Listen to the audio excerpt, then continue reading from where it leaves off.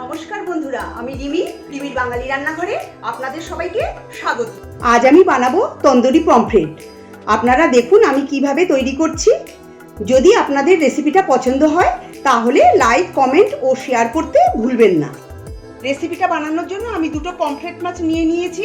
আমি মিডিয়াম সাইজের পমফ্রেট মাছ নিয়েছি। মাছগুলোকে ভালো করে ধুয়ে পরিষ্কার করে নিয়েছি। আর এই মাছের গাটা কেটে কেটে নিয়েছি যাতে লবণ আর মশলা খুব ভালো করে ঢুকে যায়। মাছের দু পিঠই কিন্তু আমি কেটে নিয়েছি। দুটো মাছই একইভাবে আমি কেটে নিয়েছি। মাছ আমি এবার ম্যারিনেট করে নেব। তার জন্য দিয়ে দিচ্ছি সামান্য পরিমাণে লবণ আর 1 টেবিল চামচ পাতিলেবুর রস। লবণ আর পাতিলেবুর রস দিয়ে মাছগুলোকে খুব ভালো করে মাখিয়ে আধ ঘন্টা ম্যারিনেট করে রেখে দেব। মাছ ম্যারিনেট হতে হতে একটা মশলা তৈরি করে নেব। তার জন্য একটা বড় বাটিতে দিয়ে দিচ্ছি 1 চা চামচ আদা রসুন পেস্ট, 5 টেবিল চামচ জল ঝরিয়ে নেওয়া টক দই, 1/2 চা চামচ হলুদ গুঁড়ো, 1/2 চা চামচ গরম মশলার গুঁড়ো, 1 চা চামচ লাল লঙ্কার গুঁড়ো। ঝালটা আপনারা আপনাদের পছন্দ মতো দেবেন। 1 চা চামচ আমচুর গুঁড়ো, 1/2 চা চামচ কাশ্মীরি লঙ্কার গুঁড়ো, দিচ্ছি 1/2 চা চামচ সর্ষের গুঁড়ো।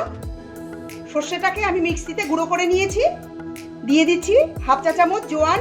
জোয়ানটা দিলে খুব সুন্দর একটা গন্ধ বেরোয় আর খেতেও খুব ভালো লাগে। দিয়ে দিচ্ছি 1 চা চামচ বিট নুন আর দিচ্ছি 1 টেবিল চামচ সর্ষের তেল। এবার সব উপকরণ খুব ভালো করে মিশিয়ে নেব। খুব ভালো করে মিশিয়ে নিতে হবে। মিশ্রণটা খুব ভালো করে মিশিয়ে নিয়েছি।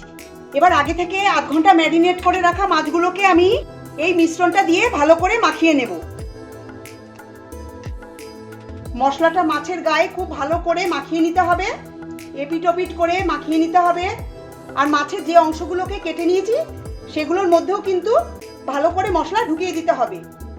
দেখো বন্ধুরা, মশলাটা আমি মাছের গায়ে খুব ভালো করে মাখিয়ে নিয়েছি। এবার এটাকে 10 মিনিট এইভাবে রেখে দেব। 10 মিনিট পর গ্যাসে একটা গ্রিল প্যান বসিয়ে প্যানটা ভালো করে গরম করে নিয়েছি। এবার এর মধ্যে দিয়ে দিচ্ছি 1 টেবিল চামচ সর্ষের তেল। তেলটা খুব ভালো করে ব্রাশ করে নিতে হবে। তেলটা আমি ভালো মতো ব্রাশ করে নিয়েছি। এবার তেলটাকে গরম করে নেব। তেলটা ভালো মতো গরম হলে আমি একটা একটা করে মাছ প্যানের উপর দিয়ে দিচ্ছি।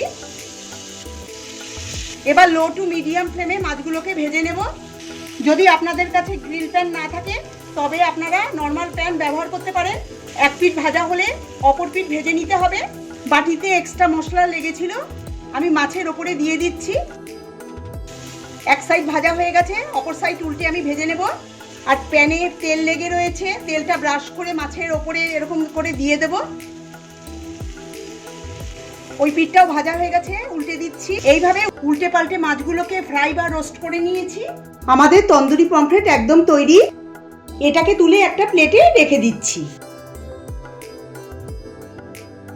উপর থেকে চাট মশলা লেবুর রস ছড়িয়ে দিচ্ছি। অল্প ধনেপাতা কুচি ছড়িয়ে দিচ্ছি। স্যালাডের সঙ্গে আমি এই তন্দুরি পমফ্রেট সার্ভ করছি।